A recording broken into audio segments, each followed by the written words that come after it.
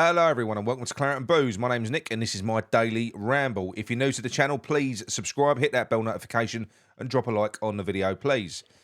Right, what we're going to talk about today? Well, the fantastic win over Brighton. I am recording this the night of the game. Just watched Match of the Day, basically. And yeah, I was happy earlier. I'm very happy now. I'm very, very happy now. It's safe to say that I'm probably reading things a little bit wrong in terms of, I'm not saying I'm eating humble pie, because the trouble is my beliefs are my beliefs in terms of, it's not beliefs, my taste in football is such, especially with West Ham. I like to watch a certain style of football. I've got to get past it. I'm going to have to get past it, especially while we're in this situation. You know, David Moyes is in place. He did try to do something different last year. It didn't work. He's gone back to basics. This is what he's good at. He's got the players in to fit that system, and we're executing it incredibly well. That's the long and short of it. That is the long and short of it. I'm not going to be banging the Moyes out drum. We're not. I'm not going to do that, because while David Moyes is here, if he's doing that and generating results like that, then look, he's doing his job. He's doing the best that he can do. And yeah, if we keep getting results like this, like we've been getting, then we're going to have a very, very good season. The only thing that I'm going to have to do is learn to try and look past the style of football. I am, because I don't enjoy watching it. Is what I'm trying to say. I love the results. I love the fact we're top of the league. I don't enjoy watching it. It's different when you're at the game. When I was at the Chelsea game, even though that was more crap, you know, especially in the first half, I enjoyed that. I loved every minute of it, and I loved the release we got when Paqueta scored that penalty. I did, but when you're sitting here watching it on the box and it's flat and you haven't got much possession, it's a hard watch. It's a hard watch, but there is method to the madness. You could see that tactically there was a plan there, as they referred to on Match of the Day as well. We spoke about this earlier on. Moyes had highlighted a weakness with Brighton, so not only did he stem the flow of them not being able to cut us open with their tricky passing, he saw a weakness defensively, and we was targeting their left-hand side with precision passing. I wouldn't call it overloading. That wasn't what we was doing. Sorry, I wouldn't call it hoofing. It wasn't hoofing. It was precision passing. We were overloading on that left-hand side. It was impressive what we was doing in on the few amount of times that we did have the ball.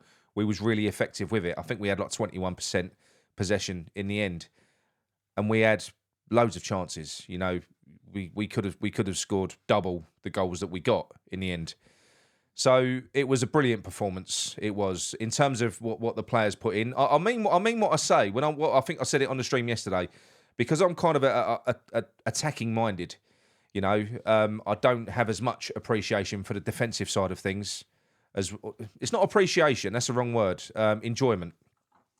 You sort of say, we're going to do the player ratings tomorrow or tonight as you're watching this, and I think to myself, how do you really sort of score players when it's almost like you're scoring the team, because the team is like a physical unit. We were like a fluid. I mean, what Brighton were trying to do is they was trying to suck us out of position. That's what they was doing. That's what they do when they pass back and forth. They try and draw you out, and we weren't having any of it. We was going, no, we're staying in position.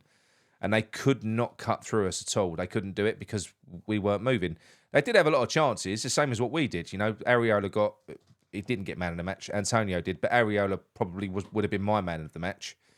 But they are a fantastic team, Brighton. So you can't really illustrate highly enough how big that win was. That was probably bigger than the Chelsea win. You know, to beat Brighton away, that was some feat. So look, you can't knock it. I'm going to have to learn to try and look at this through a different angle. I think I won't do any more watch-alongs until I can enjoy the football a little bit more, because my face tells a picture. I'm not a good liar. I'm not a gaslighter. I'm not a fucking cheerleader. I don't flip-flop.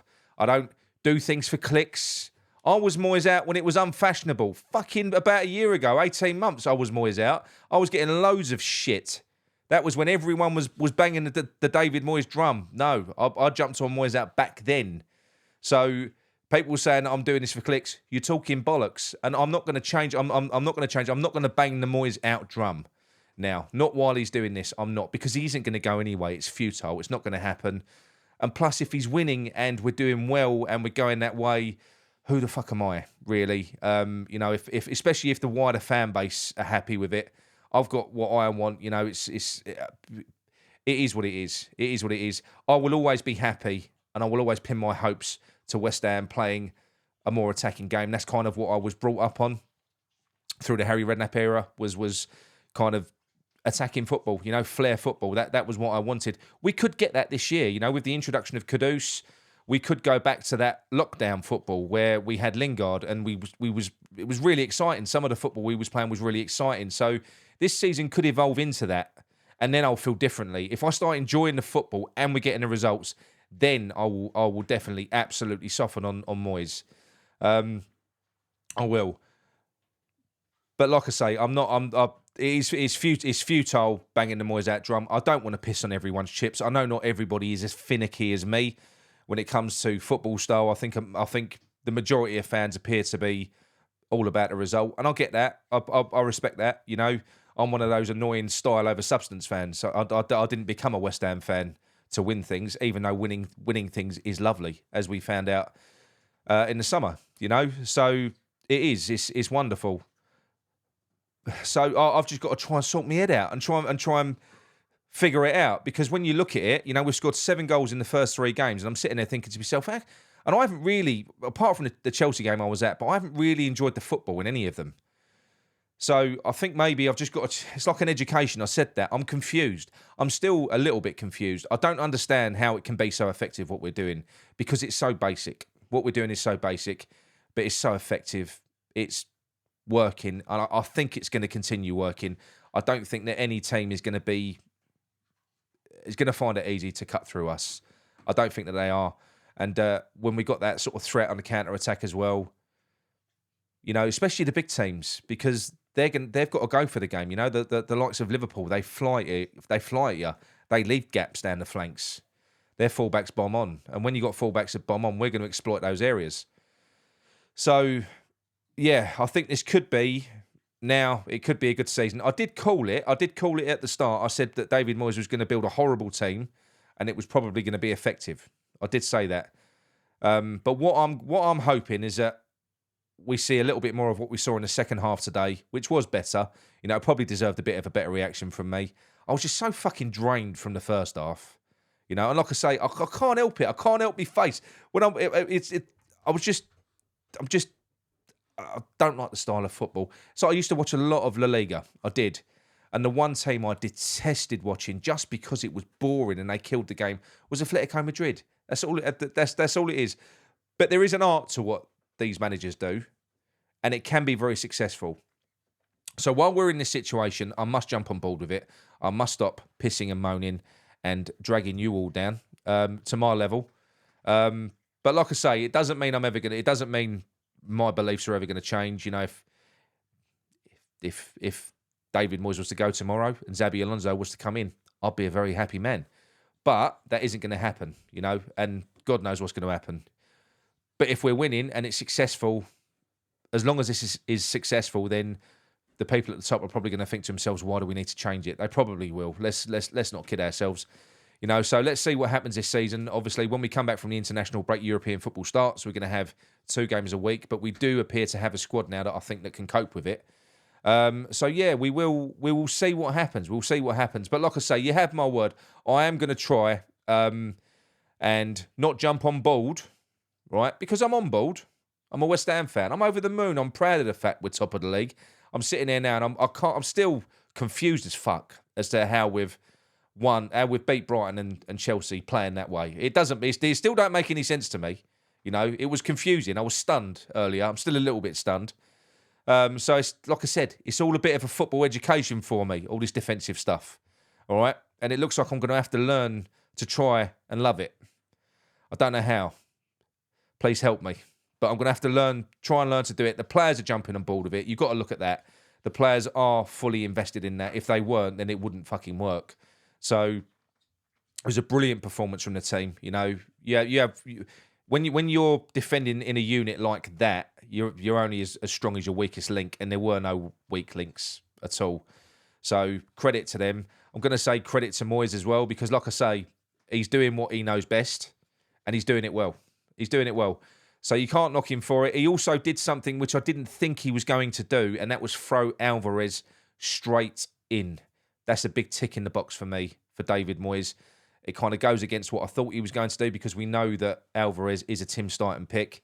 So that's good. That's encouraging that Moyes is not going to cut his nose off to spite his face and maybe dispel some of the rumours that he's as stubborn as what we all believe he is. You know, he's seen Alvarez when he came on. He thought, no, he's a brilliant player. I can use him. It can go straight in. And he's put him in. So I think it probably more comes down to players that he trusts. So, yeah, look, we're going to be back later on tonight. We're going to do the player ratings. I don't know quite who I'm going to get on with me yet. And we'll do the phone-ins as well. So, yeah, like I say, sorry if I pissed on anyone's chips last night. I can't help it. I can't help my face.